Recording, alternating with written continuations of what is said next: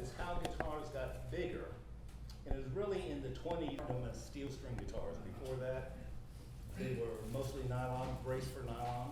But so we're going to have some real neat comparisons here that I hope you enjoy.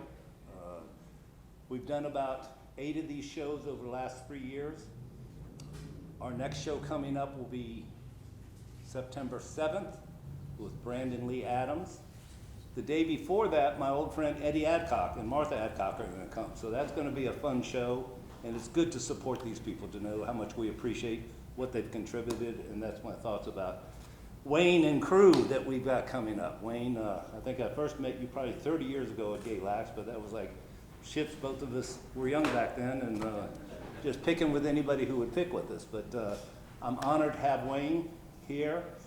He brought Spencer with him and the lovely Miss Helen. So we're going to start off with the tone tasting. So I'd like to ask Wayne and Spencer to come up, and we're going to wing it and see what happens. Guys, come on up.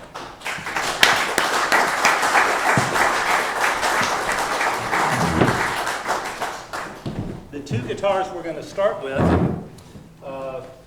this is a 1930 Singer-songwriter, which Martin referred to their Singer-songwriter guitars as concert. And on the other side of you, Wayne, is a 1932 Gibson. Both the things unique about these 2 guitars, other than the guitars we're going to continue on with, if they're both 12-fret guitars, so that means the bridge placement's a little bit different. Typically, you'll get a little bit wider fingerboard on a 12-fret. As they evolved from the 30s on, it was common to have a 14-fret guitar. But I'm just going to cut these guys loose and let them play a couple ditties and maybe switch guitars and see if you could hear some differences. Our show tonight is going to be showing Martin and Gibson tone. Certainly not good and bad, it's just different. So both of these guitars are Adirondack topped, and they're both mahogany. But it's the magic of the fingers that I think brings the tone out. So guys, tell us what you think. Not very magic anymore. They get the, well, this is a wonderful old guitar, beautiful condition, and I would just play some chords.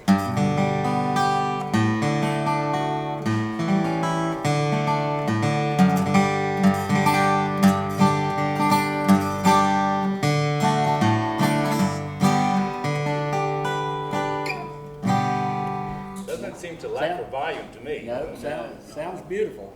I think, to me, it sounds, clean and crisp, and I think something that had cut through. They used these things in old-time bands where they had fiddles and banjos, and it seemed like you could always hear them. And these small-body guitars, and it seemed like this one would be one like that to me. To have that. Those runs backing up old-time music, and that's sort of my opinion about just this chord strum. You want to do something with that? Yeah, absolutely.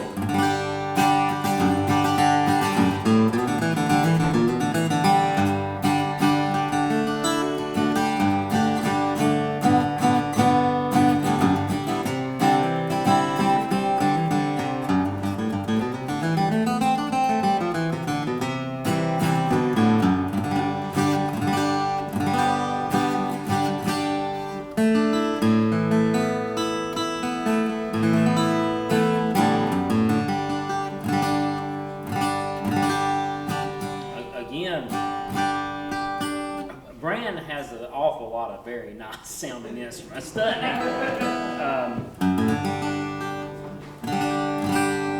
This one, I'm really a mandolin player. That's my main instrument, and I love these little small body guitars because I always tell people the closer they get to a mandolin, the more I like them. So this one certainly feels right at home to me. As Brian was saying, it does have a very wide fingerboard. That is something a little different to get used to, and the string spacing also seems. Is this the 1 5/16? Yes. The the extra wide. I noticed that too. A lot more breathing room in between the strings, which is handy, especially when you're playing. I've got kind of chubby little fingers, so whenever you're trying to let chords ring through and that on these, but as far as the sound goes, you know, I've not played a tremendous amount of these things, not just like a lot of these guitars sitting back here. So, but this one to my ears sounds exceptionally well. And Brandon was talking about the 12 fret neck. Most guitars are typically a 14 fret, and when you move what that means is the fingerboard makes contact with the body at the 12th fret. So typically it would be the 14th fret, but when you make it the 12th, you're kind of shifting everything down this way 2 frets worth. So the bridge gets moved back the distance, you know, that distance between the 12th and the 14th fret, that gets shifted back, all the bracing's shifted back, the sound hole's shifted back, and it definitely pulls sound from a different area of the guitar. I think it puts the bridge more in the center of the soundboard. Yes. You know, like if you put even banjos or anything, old time banjos, they make them so the bridge sets up in the middle and they sound bigger, and it gets the most use out of that soundboard that it possibly can, I think.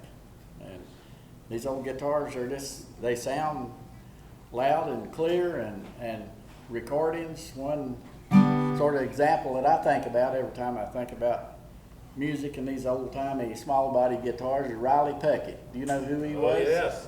You know, he was a backup guitar player for the Skillet Lickers.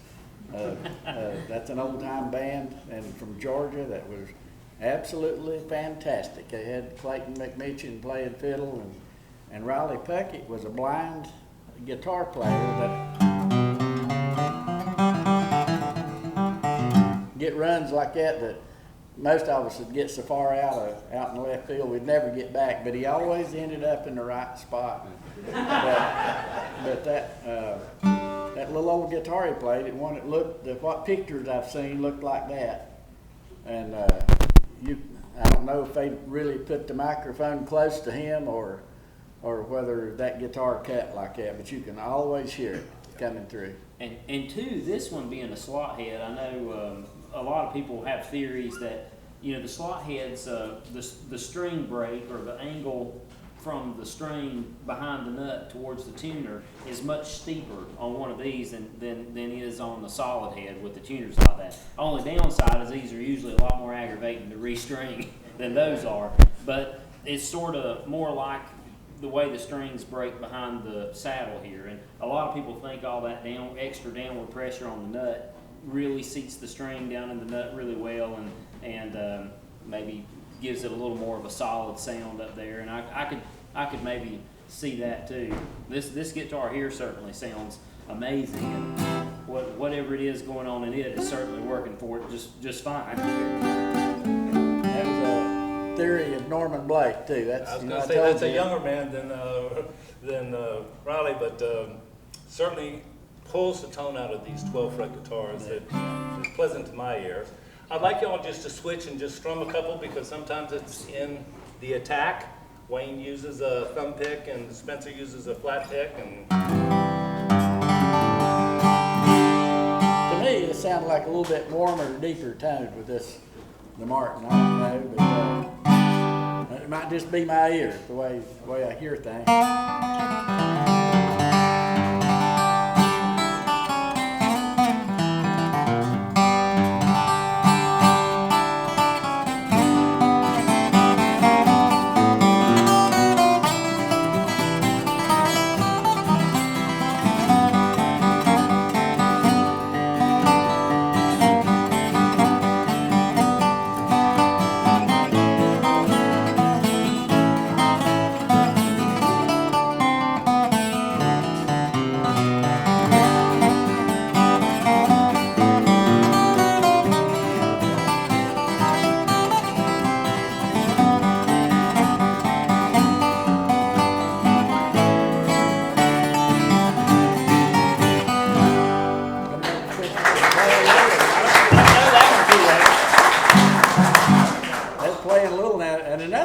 Different on these old guitars is the frets. You don't know if you know the difference between a bar fret and a T fret. The frets are made the same size as the slot and the fingerboard, and they're a square thing, and they're set down in that square slot, And they have to be rounded off, and every time I was down there to get a thing, I get caught right there. And you know, if you've got calluses on your fingers, but you have to a little bit get used to that. A real good somebody picker that's used to playing these things just pick down on the frets good, and they don't do much sliding and stuff on them. Or if you have those frets, you really got to work on them a lot to get them to be smooth and slick. And so that's another difference in these old guitars, and I think it just got something to do with, sort of like Spencer said, you know, these guitars, when they're small body, they're take on the traits of a mandolin or ukulele. You know, a little bitty old ukulele that big, you can hear all over everywhere. And it's got something to do with that pitch and the size and sound of it. One of the things we're trying to dispel is also the rumors that these don't project. We've got a very flat sound system here. We're not trying to change the tone, but even before we turn this on, you could hear these guitars. So they all have a voice of their own. I've said this many times, if bank accounts and wives wouldn't mind, we'd all have one of everything, because they all bring something different to the table. They sure do. Yeah.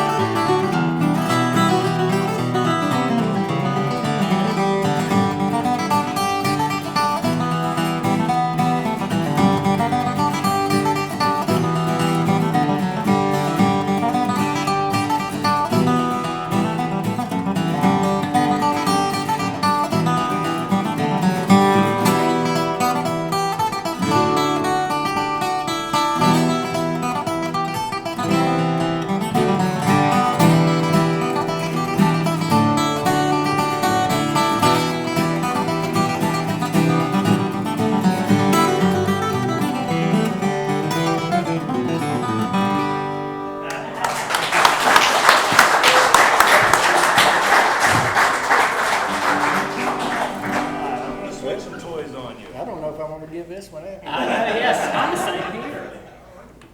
You won't find that one. No, I'll tell you. No. This guitar is incredibly light. I bet. I don't know. I'm sure you probably weighed them all, Brent. I don't see how that thing can weigh any more than 2 or 3 pounds. Oh, Which one did it come out? Doesn't even need a bridge pin, it plays itself.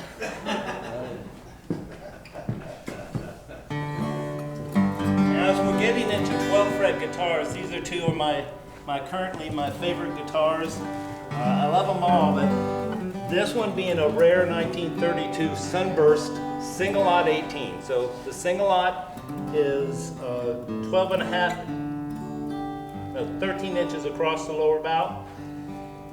And that is a double lot that's 14 inches. So it's hard to tell. This is a little bit different because you got a shaded top, which is unusual for Martin. But both of these are 14 frets, but again, little bodies, big tone. And we'll see what the guys think about these two. I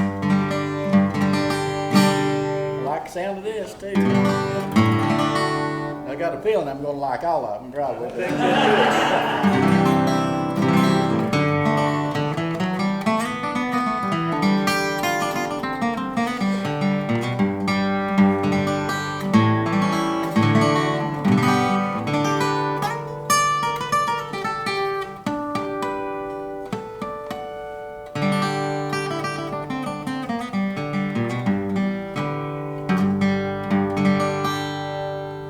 Sounds nice.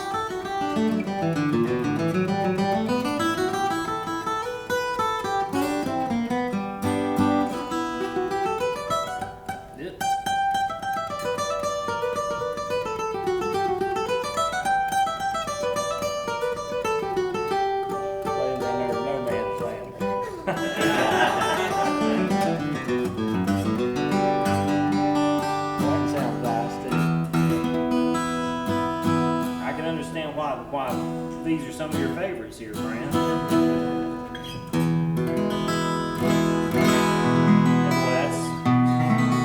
That's an exceptional guitar. Generally, we play these small bodies lots of times as for finger pickers things, but I mean, Spenser flat picking that sounds good as anything you could have, I think, but I usually do something.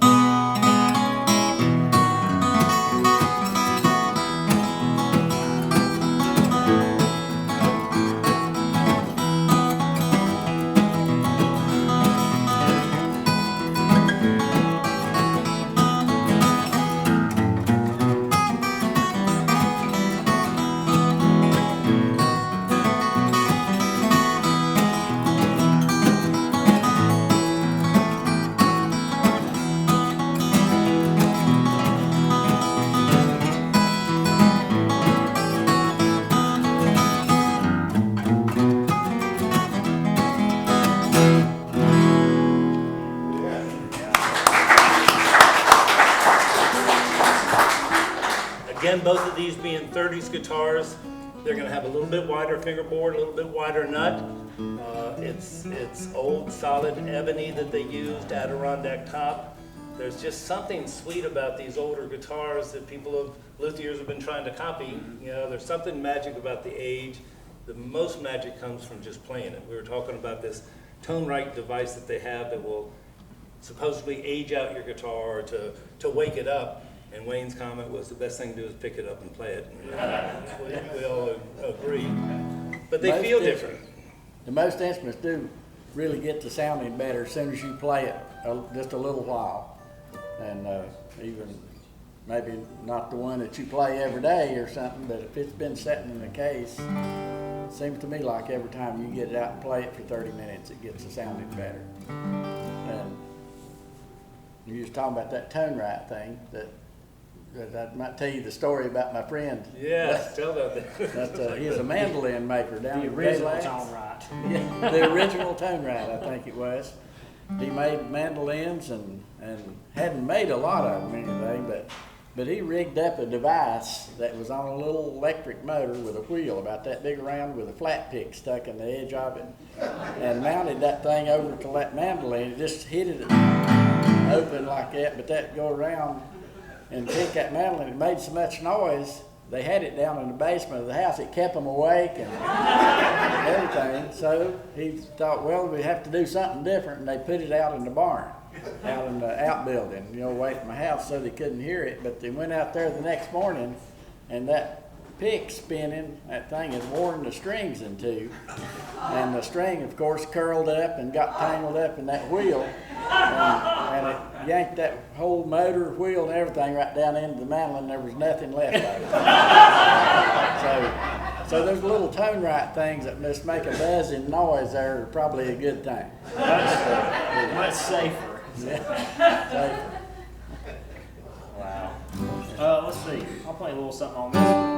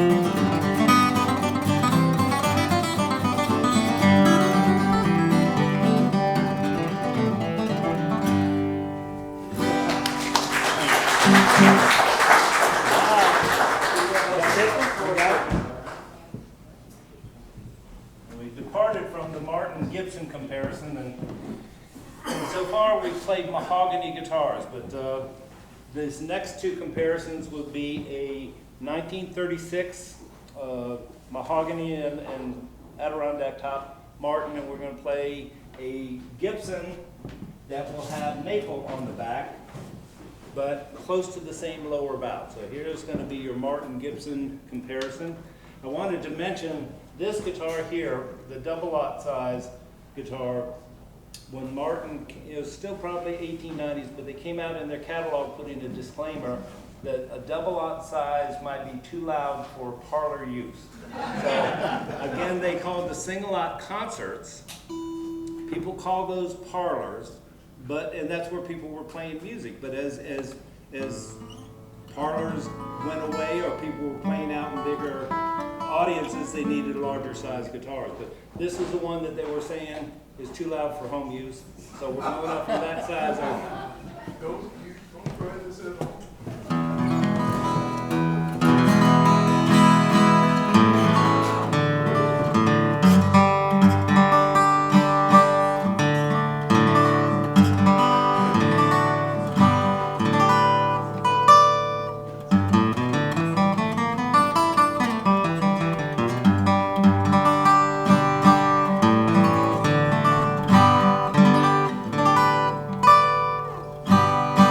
Sound nice. I don't think I've ever seen one of these that I know of or ever played one. This model, the J185, people say typical of Gibson. They got something right in 1950 and they discontinued it in 59. Yeah. It later evolved into the 60 as what we know as the Everly Brothers model with two pickguards. But this body size, they went from their jumbo, their J45, to their super jumbo, the J200s, and this was right between, but I find that to be a comfortable guitar, and I love the way that thing sounds. It feels good sitting here. Yeah.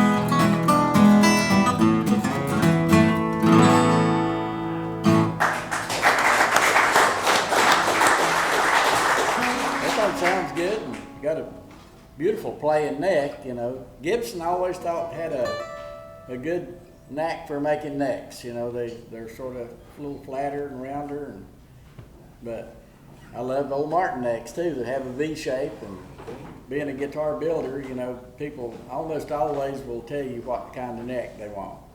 Sometimes they'll make it, you know, like a flatter Gibson feeling neck or whatever V-shaped Martin from the time period that they made them like that. But that feels awful good to me. It's easy to play all the way down through here and everything. And very nice guitar, Brand. Good. I think that one's a keeper. Gibson was, before Martin, Gibson in 1922 came out with the adjustable truss rod.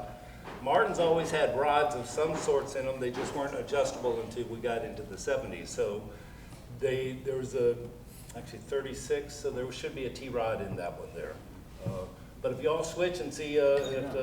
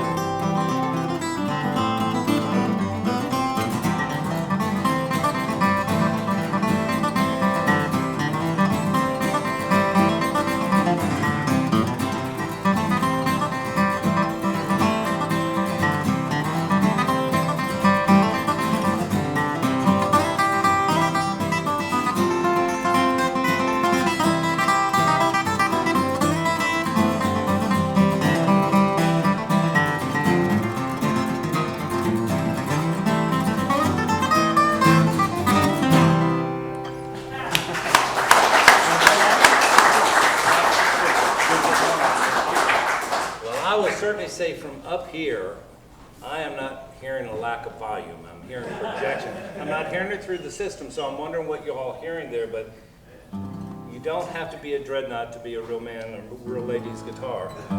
They have voices of their own. And the response that these things have had so far, like from this side of the instrument, lots of times, you know, some instruments you just hit a string or hit a note and it just don't feel like very much happens. That's not the case with these. Like, you just barely play them and they are really responsive. Lots of volume, which is nice because it doesn't make you feel like you have to bear down so hard to play. It's there if you kind of want to put the pedal to the floor a little bit, you know, like if you feel like it, but you don't always have to feel like you're running wide open to be heard.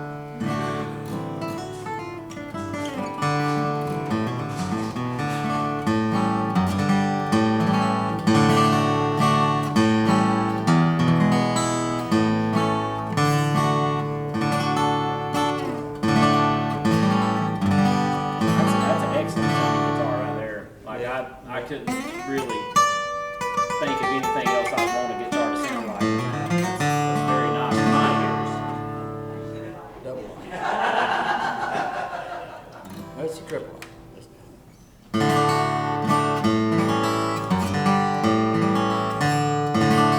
Beautiful sounding guitar. Yeah, that is very nice.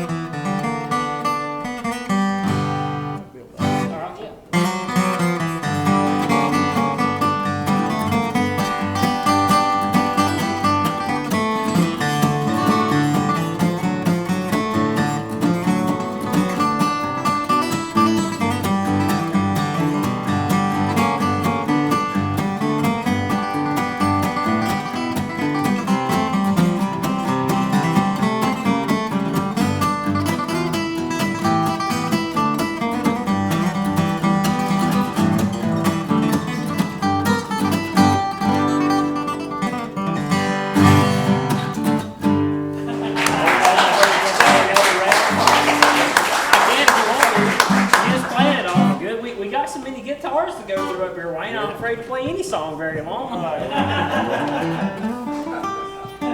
Very nice. That's one of my favorites right there.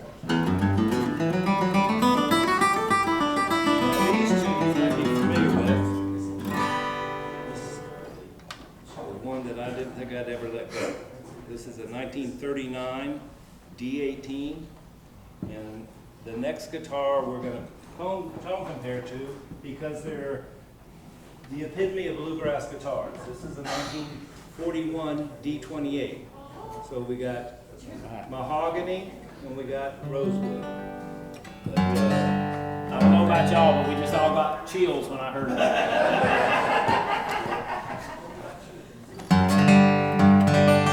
Now you're the big bass boom of the Dreadnought there, which I tend to like, you know. But I play lighter and not as hard as most people do, and I play a guitar similar to this most of the time, and I like that big sound.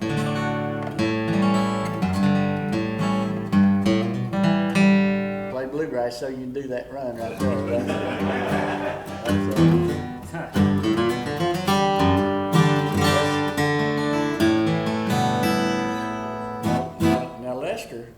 He could get by. That's mostly what get the two licks. That's the main thing you need right there. I know he started out playing the guitar, I think just about exactly like this one. And, that's pretty cool. I think that's probably the ultimate bluegrass guitar, one cut of these here. Oh yeah. and like what Spencer was saying earlier, I think these older guitars, you don't have to dig the tone out of them. They're so responsive, you don't have to be a heavy-handed person. I think Dale McCurry, he gets his 50s D28 to sound like a 40s or late 30s because he digs it out. Oh, yeah. But these, you could whisper on the string and they'll respond. Yeah, I think this one's this one's obviously been played quite a bit, you know, and according to depend on the player, you know. I've seen players that could dig one up like that in one tune. But obviously, that thing has been played a lot because somebody's belly's rubbed the back of that thing enough to wear the finish off, and I can see a slight little dip in the wood there, even where that thing's got many of a mile and it's been played a lot. And This is the holy grail, one of the holy grails of bluegrass guitars here, a Brazilian rosewood Dreadnought guitar.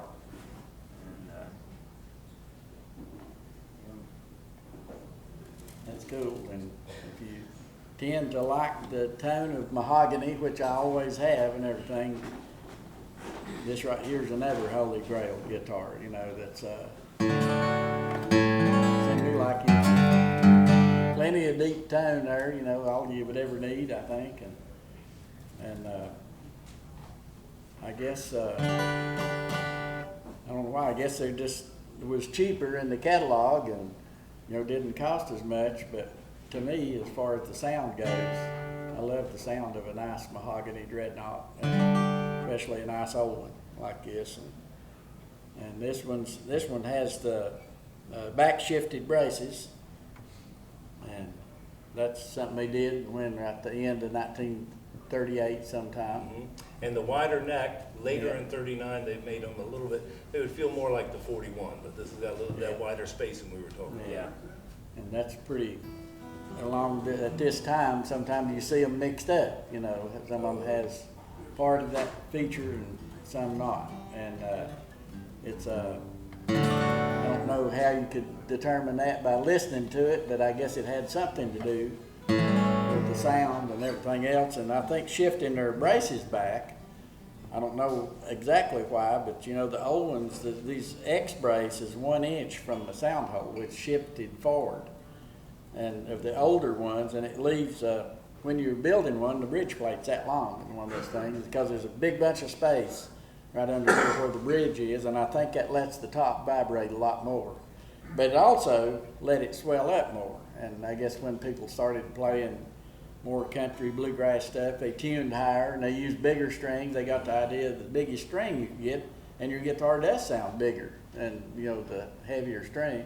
And I believe they started having trouble with the tops bellying up, and so Martin's solution to that was to shift the braces back here a little bit, and that stiffened that top and probably solved most all that problem. And they still sound great, I think. I'm not too sure my ear can even hear it too much, but of the ones I build and work on a lot, I get asked to do a forward brace an awful lot, you know. Both Gibson and Martin were inconsistent in their building, and they both had transitional pieces. Martin not so inconsistent as Gibson, but the one thing that is consistent throughout the ages is there's no shortage of opinion. So you'll talk to somebody, say, I've got to have a forward shifted brace guitar. Dan Dominski wanted it to be reversed back, and that it'd be back even further than the standard bracing. So Yeah. there are opinions. I don't think there's right and wrong, it's just different, and that's Yeah, okay. well, that's absolutely true, I think. I get that, but people asking for guitars to be built, and everybody wants all different kind of things. And most of them are satisfied if you copy something that Martin or Gibson did, you know, but you're right, sometimes they want it halfway between that thing, which is probably not a bad plan, you know, and that kind of thing. But these old guitars, I don't know exactly what makes them sound so good. I've always had the opinion that this thing and that thing too both sounded fantastic when they were brand new. And you can hear that from new guitars these days. But I've heard that wood, you know, had all these little molecules in there, and when that string vibrates, it sends vibrations up and down the grain lines, and they say the molecules line themselves up. And the more they have that happen to them, the easier they are to travel through there because they line up, and I think that's what makes old guitars that's been played a lot sound better than maybe a brand new one. It's probably not a lot of difference, but it's a little. And and every piece of this thing vibrates when you hit a string, and even the side, neck, and everything else. And I believe those vibrations traveling through the wood line those things up, and it makes this next vibration that happens come easier, and it lasts longer and louder. And so I think that's got something to do with why these old guitars sound so good. It is in the playing it. This guitar, just as thinking while Wayne was talking, I remember when I bought this guitar. I bought it from Mike O'Reilly, a friend from Canada, and he just said, this thing's just not speaking to me. Well, it had been under his bed. He had a couple other guitars that he was playing, and it did sound kind of thuddy, but it was light gauge strings on it. They were almost as old as the guitar. He sold it to me, came back some months later, the thing had been played, I'd been playing it, medium gauge string, he wanted the guitar back, couldn't believe it was the same guitar. Yeah. But whether it be those molecules lining up, whatever, this is a good one. Yeah. It's one that we kind of, as we hear guitars, we store them into our tonal memory bank and we say, this one we shouldn't have let go. And we all have guitars that instruments that we've let go that we regretted. Oh, I know. And this one is just a good guitar, you know. Yeah, it sure is. Let me hear a little bit on these two What about classic Cincinnati ones. Rag, Wayne? Believe it or not, I can play that one. Cincinnati Rag, Yeah. I don't know whether I can or not.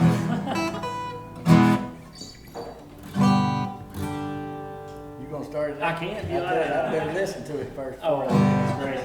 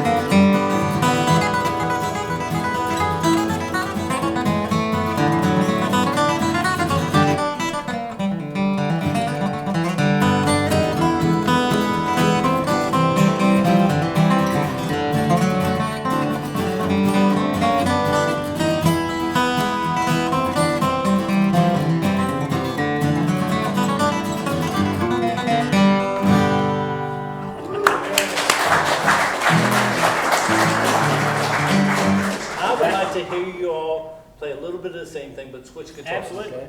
It's just, It's funny, that string spacing and stuff, it'll really catch you at times. That, Oh, yeah, this neck feels tiny. compared to to that. that one.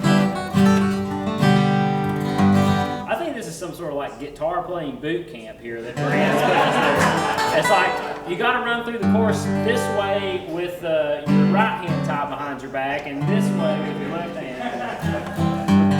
Well, this is nice too.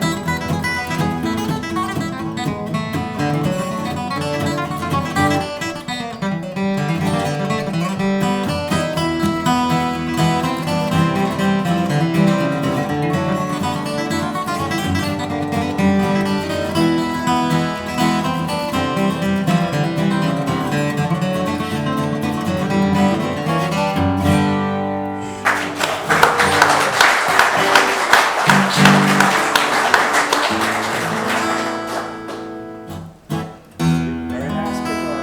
1941, right? 1941. Well, those are probably the most sought after in the bluegrass community. You're looking for an old 18 or an old 28. sold both of these probably 10 or 15 years ago, but on guitars like that, I maintain visitation rights, so they come back every now and then, so I don't say that. That's awesome. These next two guitars we're going to close out the show with are iconic Gibson guitars.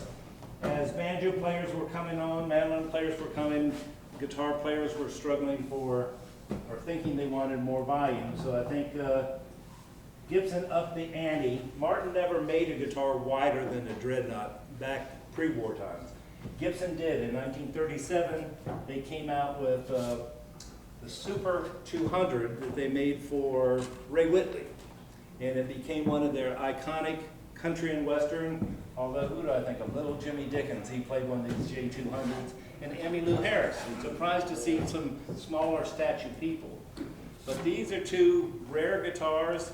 The one that Wayne has, they only made in this configuration 1 year. This is a 1939 SJ100. Gibson was trying to make an economy version of the SJ200. But now we're back to, you don't see this much in Gibson, but this is a mahogany spruce combination where the J200 typically was a maple. Maple to my ears reacts quicker, a faster response, but both of them neat, fun guitars. So we're gonna kind of close out the tone tasting with some Gibson tones and see what you all hear and what the guys think about them. And this has a maple neck on a mahogany guitar. Unusual, again, Gibson and their absolutes. Yeah, I've never seen one quite like this either. It's Stair-stepped like what headstock. they call the J55. Usually had that. And stair-stepped Yeah. pickguard on there. Way cool thing. I've never seen one like this either. That one really has that old time sound on it. Like, I could really hear that guitar backing up a fiddle in an old time band, old time dance band or something. It's got that real deep kind of airy, thuddy sort of low end.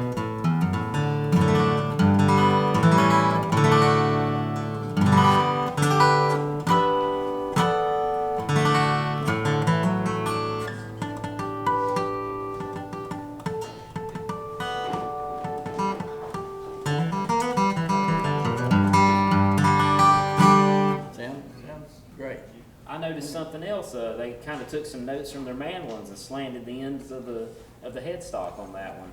Did in the 30s and the 40s, you'll see more of a relief, more break in Gibsons.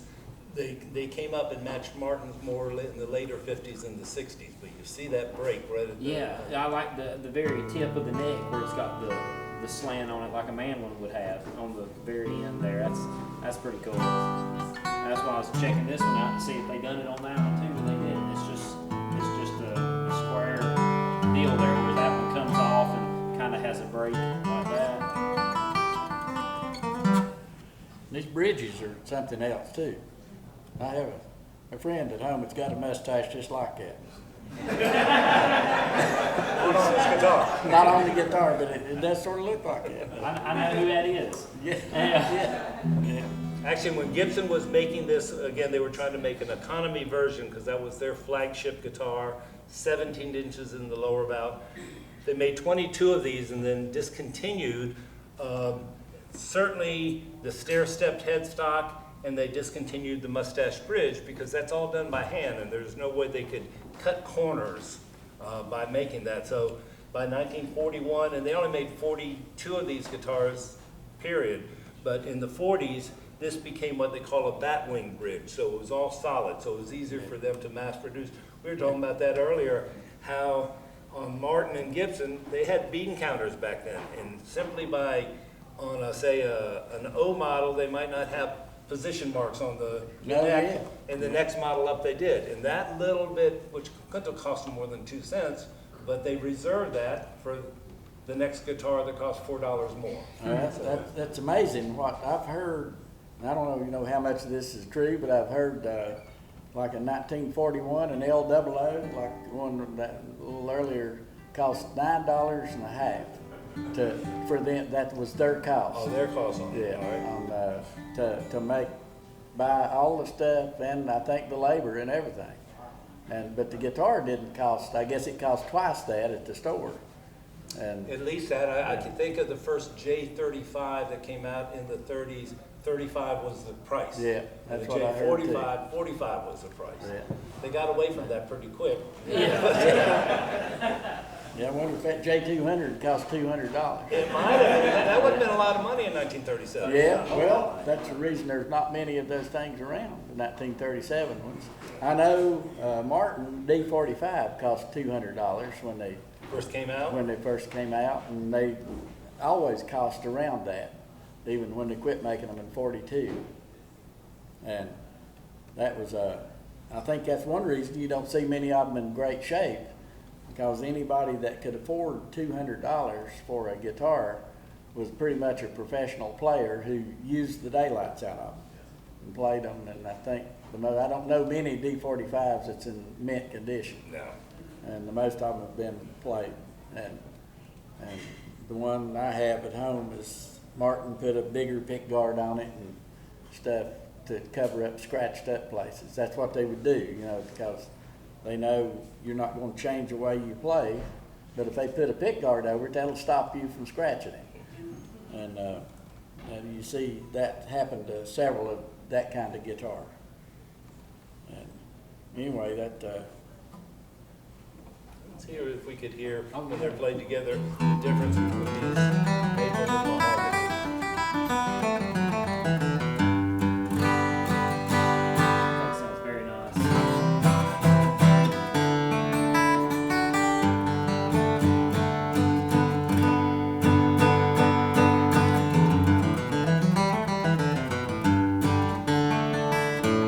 How about whiskey before breakfast? I didn't find me a capo though. I bet there ain't no such thing around here anyway. I see East one on a Tennessee. Henderson guitar back here. Well, that'd be good. Or See if East you can Tennessee get- Blues, we can do that if you don't want Let's do East Tennessee Blues. Yeah, I think I can play That's that all right, one. Brand. We'll play something else. to.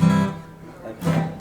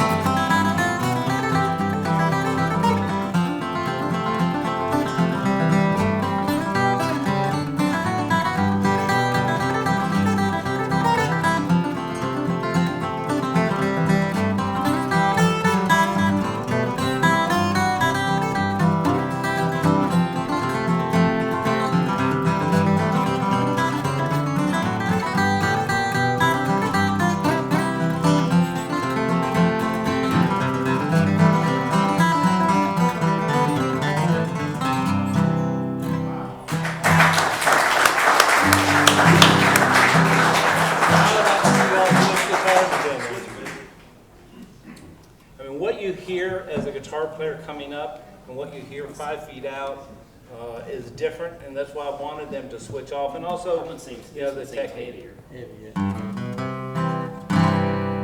To me, these things have like a singy, ringy tone that, to me, I think sounds better backing up somebody's singing.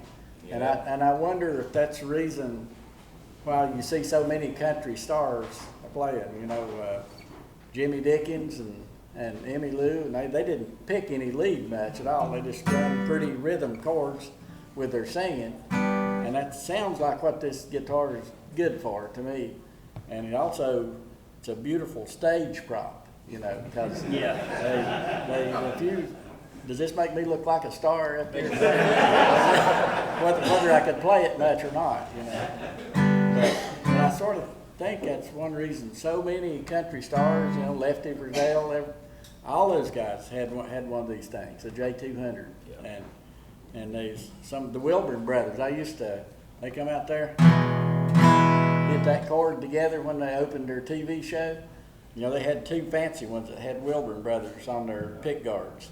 And I love those guitars. I just look at them, and they were blonde, curly maple, and I always wondered, being a guitar builder, why in the world did the blonde ones cost more than the sunburst ones? Because I know how much trouble it is to put this sunburst on there, but I think it was in the quality of the wood. They say that. Yeah. That they could hide a couple blems in the dark. Yeah, you could have a little pin knot or something out here, and anywhere on that guitar, that sunburst would cover it up, and I think they considered that important, and that's the reason that blonde J200 cost right much more than the one like this, you know. I've told this story before, but there was a lady who called me from down in your neck of the woods down in Marion, and we were just talking, and she sounded like she was older than most of us, and she said she much prefers singing. She sang with her husband. She said, I much prefer singing when he plays his Gibson over him playing his Martin. Yeah. And there's something about that frequency that comes up that I think lends itself more to the vocal range, where Martin has got that fuller thing and those frequencies interfere. So you see a lot of singer-songwriters, country folks, you know, you hear that. And I think there's something to that. I think a singer person likes to, if they're not going to pick a lead out and they're all that tone that keeps lingering and ringing, and I think it's the same thing to me. I think with a D35, you know, the Martin, they sound sort of like this. They have a singy, ringy tone, and you notice a lot of people that just sing and go along and have a lot of those things. And I think that's got something to do with that, maybe, I don't know. But these both sound good when you're flat picking. I think they complement each other. The other good thing about a guitar this size is really no matter how big your belly gets, the guitar still kind of hides it. I'm pretty sure if you forgot to put pants on or something, this thing would still cover everything up that needs to be covered. You know? I think you quit preaching and started meddling.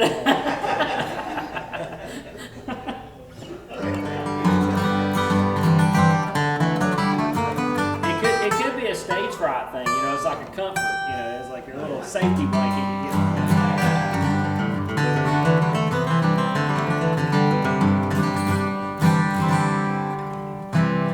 What's another tune we could do? I'm trying to think, we're starting to run out of all my guitar songs, aren't we? I can't think of them. Let's see. Well, goodness, we haven't played the Wildwood Flower yet. That's Perfect guitars for Yeah, that's about this era here too. Oh yeah, that's It'd be bad if we didn't at least play that on one of these old 30s That's somethings. absolutely true. And I guess one thing I haven't seen is a nice old 30s arch top like Maybelle used. Yeah. I mean, or 20, I think hers was 29 or something. Yes. 28, 29 along there. And tuned it way down low, and so it sounded like this. So, you know, yeah, probably should play the Wildwood Flower. Most people where I live, right in my county, think it's a national anthem.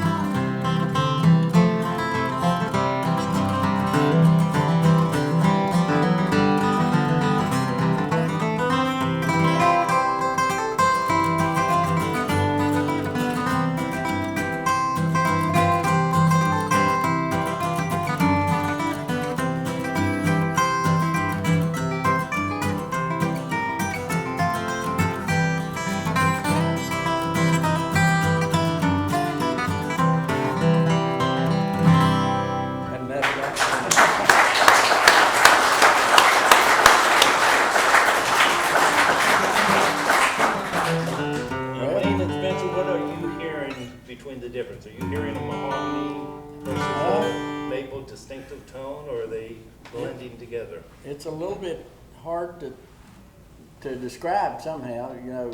They have that pretty singy tone like this shaped Yeah. guitar has. Th- And the mahogany, I think, is a little bit sharper. Yeah, I was gonna say, I hear a little more sparkle maybe in the mahogany, you know, kind of like that. The highs are a little more not tingy or bad sounding. They just kind of have a little extra. It's it's so hard to describe these things. Oh, I know. That's Just one of the a hardest little more things I've spark, ever yeah. gotten into is up here and trying to describe the sound of. All these are absolutely wonderful guitars, and why would you want anything else, you know, for any of them? But it's just a different kind of sound. Maybe the maple is just a little bit warmer, maybe Yeah. just a little. The mahogany seems to have just a little bit more sparkle up there on the highs. I think so, and maybe generally a maple guitar has what he's talking about. That's what I there. was thinking. And, Yeah. and Let me hear that one more time. it might be Take a second. The way- Responds, in the way theory, they it make it. responds quicker, it's a quicker response, but. Yeah, I hear the.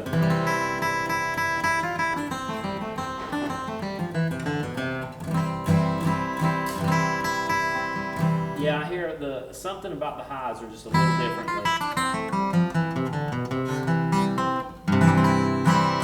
I know from being a builder, I know neckwood has to do with the way guitars sound too. This rigid neck that you know is made out of maple.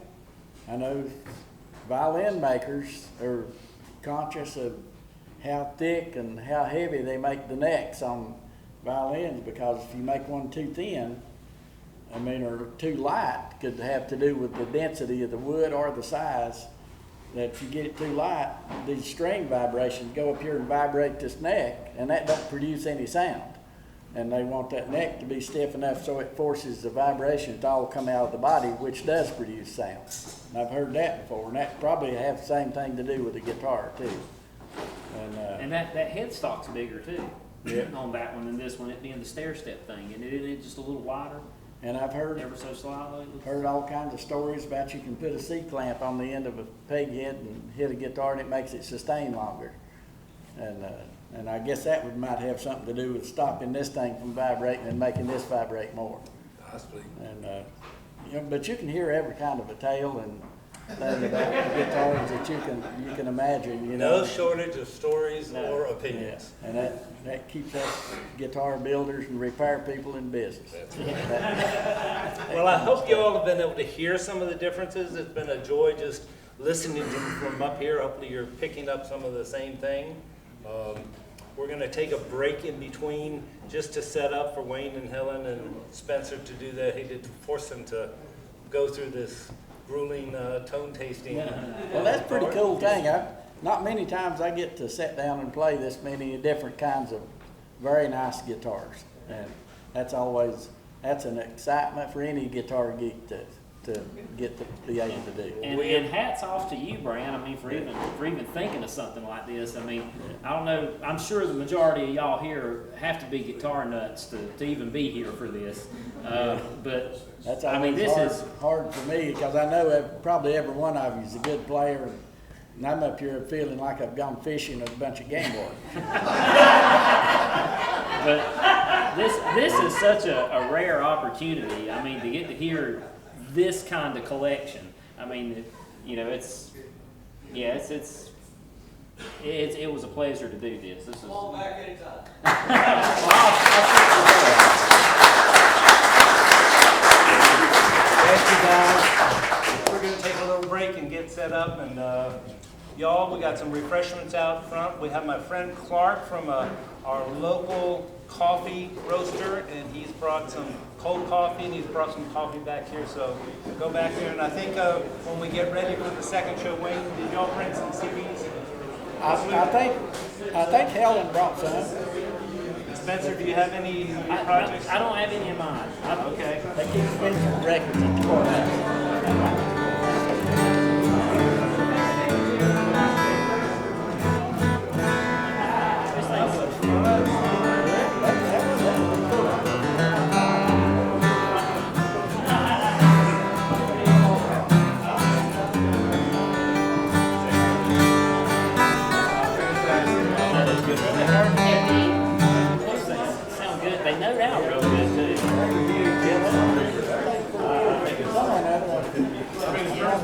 crazy about this. They are. They just have so much personality.